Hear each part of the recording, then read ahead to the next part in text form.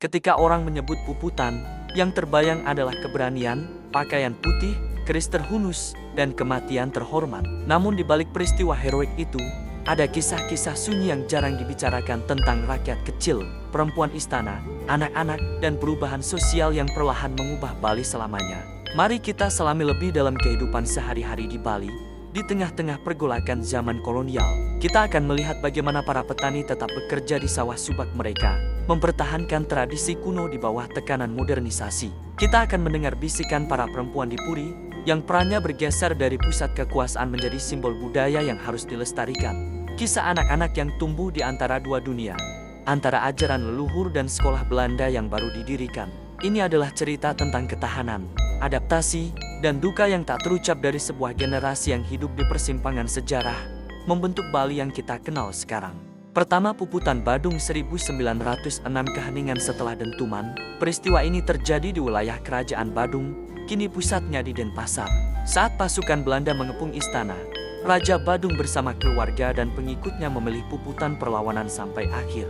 Tetapi yang jarang diceritakan, banyak rakyat biasa sebenarnya tidak memahami politik besar antara kerajaan dan Belanda. Ada keluarga yang tidak ikut Puputan dan kemudian hidup dengan stigma sebagai yang tersisa. Setelah peristiwa itu, struktur sosial Badung runtuh dalam semalam. Belanda kemudian mengambil alih pemerintahan, membangun ulang administrasi, dan memetakan ulang kekuasaan lokal. Sunyinya bukan hanya pada kematian tetapi pada kehidupan yang harus dimulai dari nol. Kedua, Puputan Kelungkung 1908. Akhir simbol kedaulatan. 2 tahun kemudian, giliran pusat simbol kerajaan Bali di Kelungkung yang runtuh. Kelungkung bukan kerajaan biasa. Ia dianggap pewaris legitimasi setelah runtuhnya pengaruh Majapahit di Bali. Ketika Puputan terjadi di sini, sesungguhnya itu bukan sekadar perang. Itu adalah runtuhnya simbol kedaulatan tradisional Bali. Namun kisah sunyinya adalah tentang arsip dan naskah lontar yang hilang atau terbengkalai, bangsawan yang selamat dan kemudian bekerja dalam sistem kolonial, perubahan perlahan dari kekuasaan sakral menjadi administrasi modern, dan ketiga, rakyat di tengah kolonialisme. Kolonialisme Belanda tidak hanya soal perang, ia juga membawa perubahan sosial yang dalam.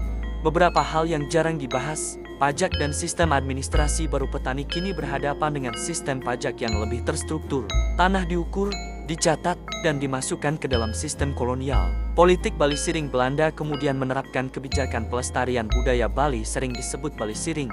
Ironisnya, tradisi Bali dilindungi, tetapi kekuasaan politik lokal dikendalikan.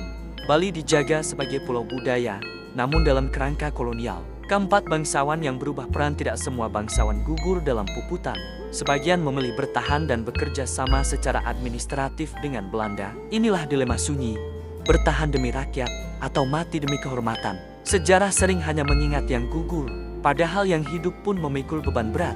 Kelima, warisan psikologis dan spiritualitas Puputan bukan hanya tragedi politik, ia meninggalkan trauma kolektif. Namun dari peristiwa itu lahir juga semangat nasionalisme. Perjuangan tokoh seperti Gusti Ngurah Rai, yang kemudian gugur dalam pertempuran Margarana 1946. Nama beliau kini diabadikan di Bandar Udara Internasional Igusti Ngurah Rai, simbol bahwa semangat perlawanan tidak pernah benar-benar padam. Dan yang terakhir, sunyi yang membentuk Bali di balik gemuruh Puputan.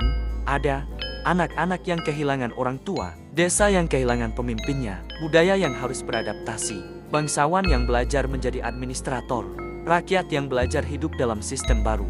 Puputan adalah akhir sebuah zaman, kolonialisme adalah awal zaman lain. Dan Bali hari ini, Bali Yani lahir dari luka, kompromi, keberanian, dan ketahanan.